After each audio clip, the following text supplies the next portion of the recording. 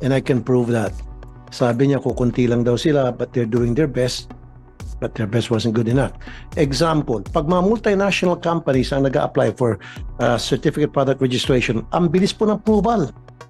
Pero pag yung mga regular mid-size o maliliit na pharmaceutical companies, ang tagal, inaabot ng taon hanggang sa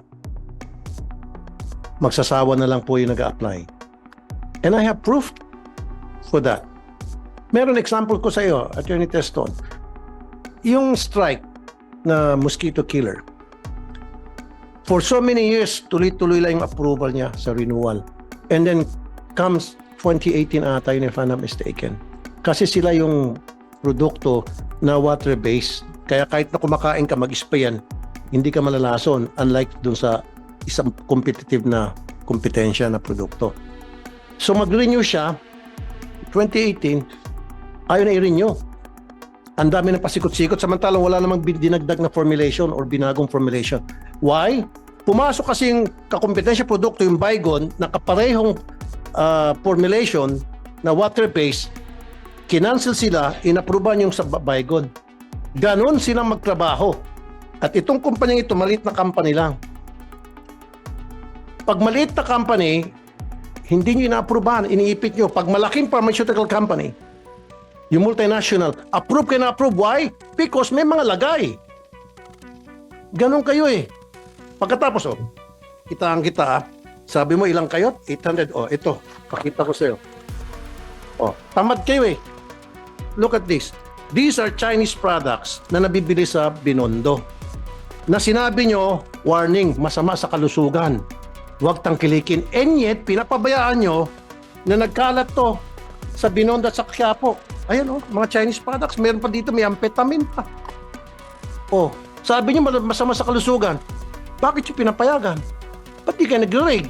Di ba meron kayong enforcement group na arm kung kailangan? Di ba? Tapos meron pang biogesic dito na fake.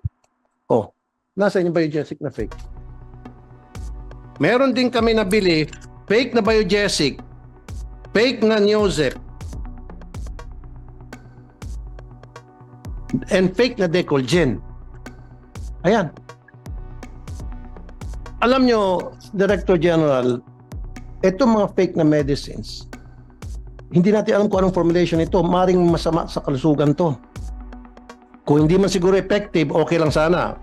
Hindi tumatalab. Pero paano kung may side effect? Bakit hindi nyo po nahuhuli ito? Ba't kami?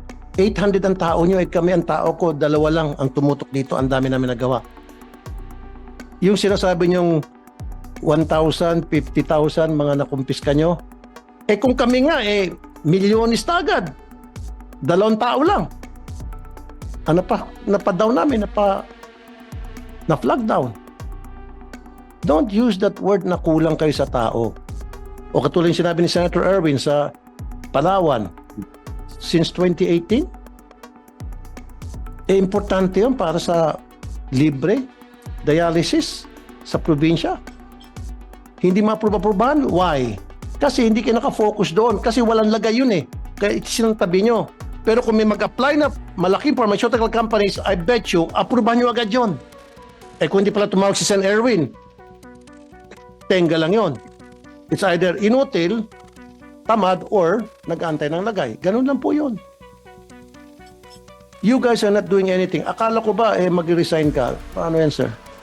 Yung hinamo kita dito noon na kapag naipa-down ko yung mga hindi nyo mapadown for so many months and years, mag-resign ka. Sabi mo, we will comply. And then hinamo ko ulit yung boss mo, si DOH Secretary, na sabi ko, yung meron pa nga kayong produkto na 12 years na, hindi nyo mapadown, ma-take down.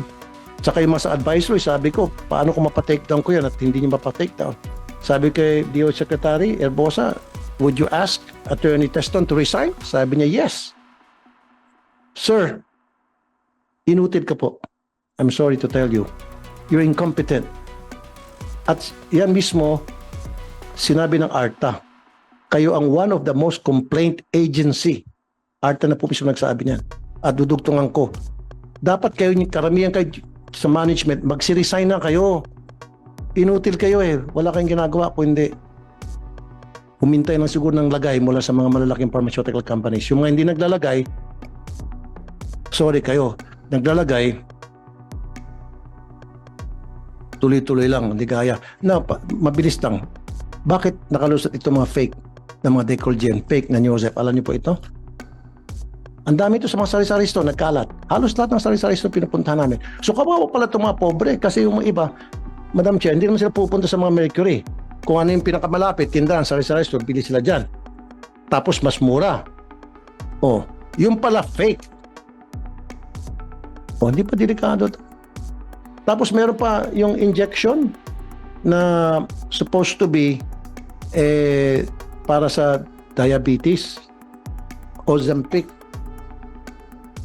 And then, ginagamit ngayon para pampapayat. Pero dapat yan with prescription kasi injection yun, Madam Chair eh. At binibenta sa Shopee. Hindi nyo po nahuli yun. Binibenta sa Lazada. Marami pong mga produkto na they're not supposed to be in the market. Kayo na po mismo nagsabi. And yet pinapayagan nyo. O meron ko isang sample. Ito naman, on the other hand, ito po isang kilalang produkto. In fact, umiinom ako nito eh. Sa US, no problem. Kalat to, approved to. Pero sa atin, hindi approved. Kasi hindi registered daw. Now, ang tanong, is it because hindi ni-register ng supplier dito?